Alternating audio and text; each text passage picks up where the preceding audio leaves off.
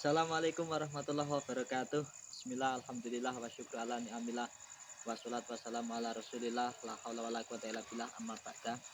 Pada teman-teman yang ikut kursus kajian Nahwu Shorof, ini saya lanjutkan materi Nahwunya. Jadi jangan tidak usah terburu-buru pengen bisa baca kitab, santai saja, dinikmati saja. Toh juga yang paling nikmati sebenarnya prosesnya. Artinya kayak orang rumah tangga itu yang paling nikmat itu bukan hasilnya tapi prosesnya, iya kan? Kalau hasil punya anak enggak punya anak itu sudah Allah Ta'ala yang menentukan, tapi prosesnya itu yang harus dinikmati, paham ya? Nah, kita kali ini akan membahas tentang materi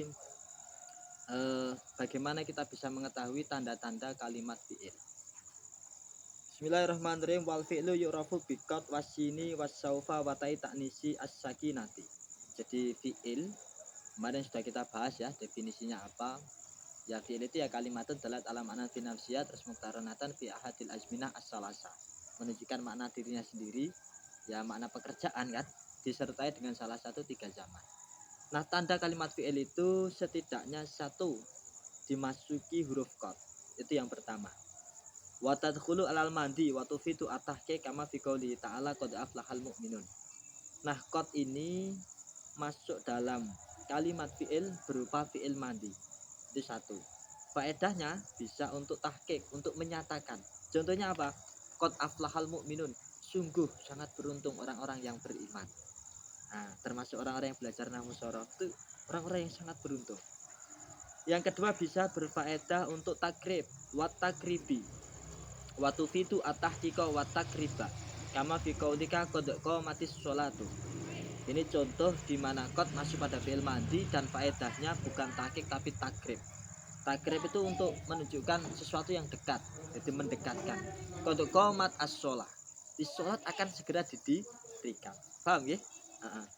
Kemudian wa tadkhulu alal mudhari'i fatakunu litaklil ka qaulika qad yasduku al-kadzubu wa qad yajudu al-bakhilu. Qad ini menjadi tanda kalimat fi'il tidak hanya dalam fi'il mandi, tapi bisa masuk dalam fi'il mudhari'. Ketika masuk pada fi'il mudhari', faedahnya bisa untuk taklil. Taklil itu menunjukkan sesuatu yang sedikit. Dicontohkan seperti qad yasduku al-kadzubu. Jadi sedikit sekali tukang pembohong yang berkata jujur. Wa qad yajudu al-bakhilu. Dan orang-orang yang bakhil, yang kikir, itu sedikit sekali mereka mau dermawan. Itu contohnya. Wa ta'ti li taksiri ka qaulika qad yabkhulu al-bakhilu. Bisa juga berfaedah untuk taksir. Jadi menunjukkan makna banyak. Banyak sekali orang yang bakhil, yang dia itu memang bakhil. Nah, qad yabkhulu al-bakhilu. Situ qad bisa masuk pada fi'il madi, bisa masuk pada fi'il mudhari'. Kalau masuk pada fi'il madi maka berfaedah tahqiq dan juga takrib. Kalau masuk pada fi'il mudhari' bisa taklil, bisa taksir. Paham ya? Semudah itu belajar nahwu shorof.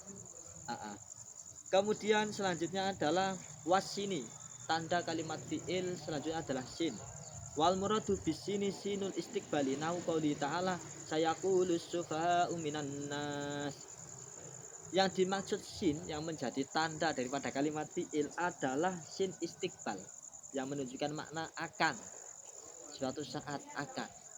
Sayaqulus sufaha'u minan nas. Sebentar lagi orang-orang yang sufaha itu jamaknya safe. Safe itu orang mendu, ya anggap saja orang bodoh gitulah. Sebentar lagi orang-orang bodoh akan berkata. Nah, jadi jangan yakulu kan maknanya berkata. Kalau dikasih sin sayakulu akan berkata. Nah, ini beda dengan saufa. Jadi yang selanjutnya itu saufa. Saufa itu juga hampir sama dengan sin. Qauli ta'ala saufa astaghfiru lakum rabbi. Jadi dalam contoh astaghfiru itu kalimat fi'il ditandai dengan masuknya saufa. Nah, ini sebenarnya hampir sama dengan sin, menunjukkan istiqbal akan terjadi. Tapi kalau sin itu dekat, sebentar lagi akan berkata kalau dalam contoh tadi. Tapi kalau saufa itu istiqbalnya itu lama. Suatu saat akan saufa astaghfiru lakum rabbi. Suatu saat akan aku mohonkan ampunan untuk kalian semua kepada Tuhanku. Nah, paham ya bedanya sin dan saufa? Kemudian watau ta'nisi as-sakinah. Jadi watai ta'nisi as-sakinati. Ini juga tanda daripada kalimat fi'il. Kalau dicontohkan kaqaulika qomat hindun. Dalam contoh komat Hindun itu koma dikasih tak taknya tak taknis menunjukkan muannas as-sakinah yang terbaca sukun. Jadi komat Hindun. Kenapa komat kita yakini sebagai kalimat fiil? Karena ada taknya tak taknis sakinah. Nah, paham ya? Itu tandanya. Pun. Terus kemudian huruf wal harfu mala yasluhu ma'ahu dalilul ismi wala dalilul fi'li. Ini mudah sekali nih, bahwa huruf itu tidak patut untuk disertai tanda isim atau tanda kalimat fi'il. Fa'alamatul harfi adamiyah. Maka kesimpulannya tanda daripada kalimat huruf itu ya tidak ada tanda itu. Wahya kaunuhu layak balu syai'an min alamatil ismi wala syai'an min alamatil fi'li. Jadi gampangannya kalau huruf itu tidak menerima sepeser pun tanda daripada kalimat isim atau tanda daripada kalimat fi'il. Nah, itu untuk kita bicara mengenai tanda daripada isim, tanda daripada fi'il dan tanda daripada huruf. Paham ya? Nah, untuk materi selanjutnya adalah babul i'rab. Ini saya spilkan sedikit ya. Ini penting saya sampaikan karena ini keterangan dalam kitab Risalatul Maimuniyah, syarahnya Jurumiyah tapi bahas tasawuf. Jadi nanti pertemuan selanjutnya itu babul i'rab. Al-i'rabu wa taghyir awakhiril kalam li ikhtilafil awamil ad-dakhila 'alaihi lafdun aw takdiran. Kalau kita muroti secara tekstual, i'rab itu perubahan akhir kalimat karena beda-bedanya amil yang memasuki, baik secara lafaz atau dikira-kirakan. Nah, kalau dalam tataran ilmu tasawuf, yang namanya i'rab itu perubahan hati seseorang. Dikarenakan urusan-urusan duniawi yang memasuki hati itu. Kalau yang memasuki adalah kebaikan, maka hati itu akan menjadi rofa, akan menjadi luhur dengan 4 tanda.